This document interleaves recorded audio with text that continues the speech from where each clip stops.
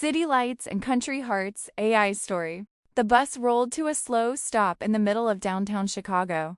The hiss of the brakes and the rumble of engines filled the air, and for a moment, the sound swallowed up every thought running through Clara May Walker's mind. She clutched her worn leather bag against her chest, took a breath, and stepped off the bus. Back home in Willow Creek, the loudest thing she ever heard was the wind rushing through the cornfields or her daddy's old tractor coughing its way down the dirt road. But here, the city felt alive, like it had a pulse all its own. "All right, Clara May," she whispered, steadying herself. "You can do this." She'd moved to the city for one reason: a new beginning. After her family's ranch fell on hard times and her engagement ended with a simple, "Sorry, it's not you, it's me," she figured maybe small-town life had given her all it could. A friend had found her a room above a bakery and a job as an assistant at Hamilton & Co., one of those companies she'd only ever read about in magazines, glossy, intimidating, and rich. Her boots clicked against the pavement as she walked toward the towering glass building. It sparkled in the morning sun, a mirror of the sky. She tried not to gawk, but it was hard. She felt like a speck of dust floating between worlds. Inside, the air smelled like coffee and ambition. Ethan Hamilton didn't have time for distractions. Not that he didn't like people, he just preferred when they were on schedule, on task, and didn't throw his day into chaos. At 34, he was the youngest CEO in the company's history, and he wore the title like armor. His assistant of 5 years had recently retired, and HR had sent him a new one. He hadn't even looked at her file. Just another person to keep things running smoothly. That's all he needed. He glanced at his watch. "Where is she?" he muttered. Just then, there was a soft knock on his office door. "Come in," he said without looking up. "Hi, sir. I'm Clara May Walker. It's, my first day." He looked up and froze. She stood there with nervous eyes and a sweet southern smile, wearing a dress that was probably more suited for a Sunday picnic than a skyscraper office. Her hair was tied loosely, a few strands framing her face. She looked out of place, but in a way that made the sleek, sterile room feel warmer. He cleared his throat. "You're early." "Oh, well," she said with a shy shrug.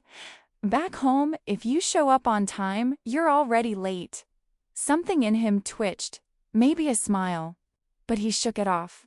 "Let's get started," he said. The first week was a whirlwind.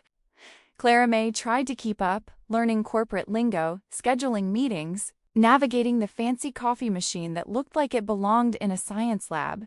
She messed up a few times, like sending an email meant for Ethan to the entire executive board, but every time she apologized, Ethan just sighed and said, "Try not to make it a habit, Miss Walker."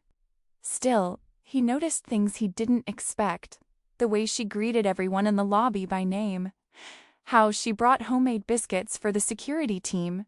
Or how she looked out the window sometimes, smiling at the skyline like she was seeing a field of wildflowers. One late evening, they were the only two left in the office.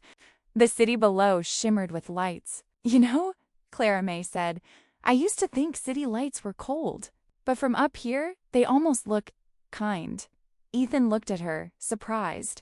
"Kind?" "Yeah, like they're saying, hey, we might be big and busy, but there's still beauty here. Guess I'm just trying to believe that."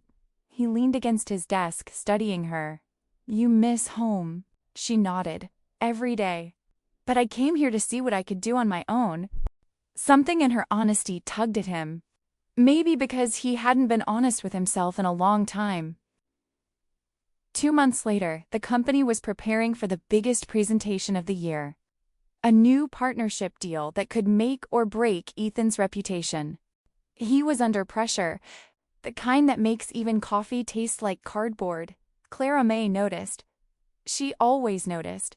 "Sir," she said one morning, "you've been working too hard. You skipped lunch again." He waved her off. "I'll eat when it's done." "Well," she said, placing a paper bag on his desk, "then I guess you'll eat now." Ham sandwich, just like my mama used to make. Extra mustard. He stared at the bag, then at her. You made me a sandwich? Don't worry, it's not poisoned. Least, not unless you insult my cooking. He chuckled for the first time in days. Later that week, when the big presentation began, Ethan froze mid-speech. The projector glitched. His slides disappeared. Panic rippled through the room. Clara May, sitting near the back, didn't think twice. She grabbed a backup USB from her desk. She'd made an extra copy, just in case, and slipped quietly up front. Try this one, she whispered. It worked. The slides came back. The pitch continued flawlessly. Afterward, Ethan found her in the hallway. You saved me, he said quietly. Well, she replied, back home, we don't leave folks hanging. He looked at her for a long moment, and this time, he didn't look away. Just when everything seemed to be going well, life, as it tends to, brought a storm. One morning, Clara May got a call from her brother. Their father had fallen ill and the ranch needed help. She tried to stay calm, but her heart cracked with every word. She knocked on Ethan's office door. Sir, I need to go home for a while. My daddy's sick. He nodded, eyes softening. Of course. Take all the time you need. Thank you, she whispered, trying not to cry. For 2 weeks she was gone.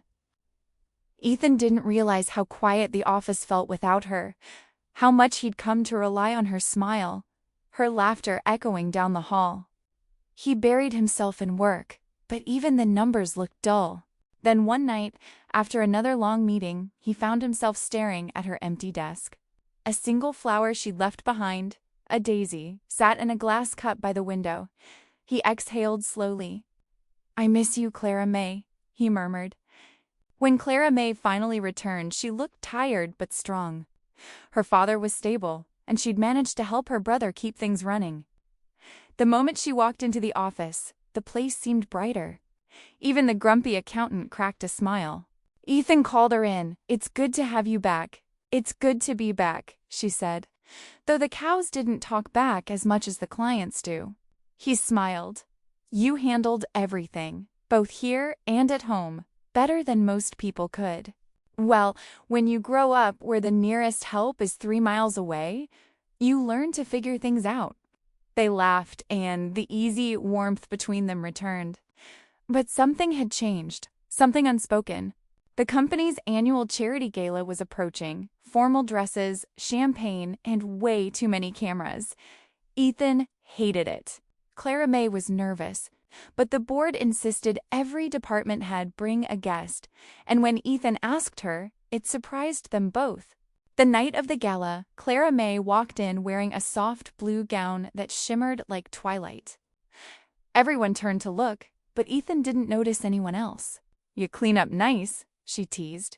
He smiled. So do you. As they danced, the orchestra played a slow melody. She looked up at him. You know, I never thought I'd be here, dancing in a ballroom, wearing heels instead of boots. And I never thought I'd be smiling at one of these things, he said softly. Their laughter faded into something quieter, something real. Then, thunder rumbled outside. The storm unleashed rain against the tall glass windows. Ethan glanced up. Perfect timing. Clara May smiled. Rain's just the sky reminding you to slow down. He looked at her like she was the calm in his storm. But the next morning brought trouble. A rumor spread. Someone accused Clara May of leaking documents. It was false, but whispers spread fast. Ethan defended her, but the board demanded an investigation. Clara May felt the walls closing in. I should probably go, she said. I don't want to cause you more trouble. Don't, he said. Don't leave because of them. But she shook her head. I can't stay if people don't believe in me. He wanted to stop her, to tell her what she'd come to mean to him. But the words stuck. She packed quietly. When she reached the elevator, he was there. I'll fix this, he said. She smiled sadly. Some things you can't fix, Ethan. Weeks passed. Ethan cleared her name. The real culprit had been a consultant. But by then, Clara May was gone. Until one morning, a letter arrived. Dear Ethan, thank you, not for the job, but for reminding me I could stand on my own 2 feet. I'm back in Willow Creek helping out at home. Turns out the city taught me more than I expected about courage and about love. Take care of yourself, Mr. Hamilton. You work too hard. Clara May. He read it 3 times. Then he stood up, grabbed his coat, and walked out. The sun was setting over the golden fields when a black sedan pulled up to the old Walker Ranch. Clara May was out front feeding the horses when she saw him. "Ethan?" she said. He stepped out, smiling. "I figured I owed you a visit." "What are you doing all the way out here?" He looked around. The open fields, the soft wind, the scent of hay and rain. Trying to remember what peace feels like, she laughed. "You're a long way from your glass towers, city boy. Maybe that's a good thing." They stood in silence, the distance between them shrinking with every heartbeat. "I missed this," he said softly. "Missed you." Her eyes softened. "You sure you're not just lost?"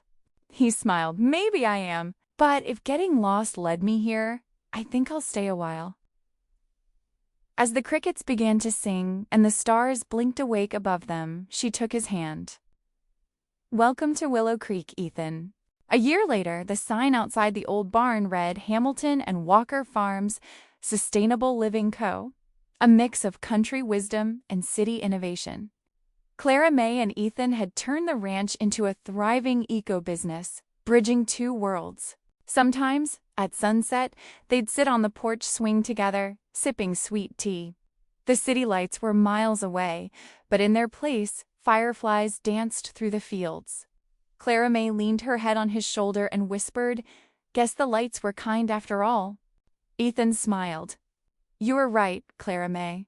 They just needed the right heart to see it." The end.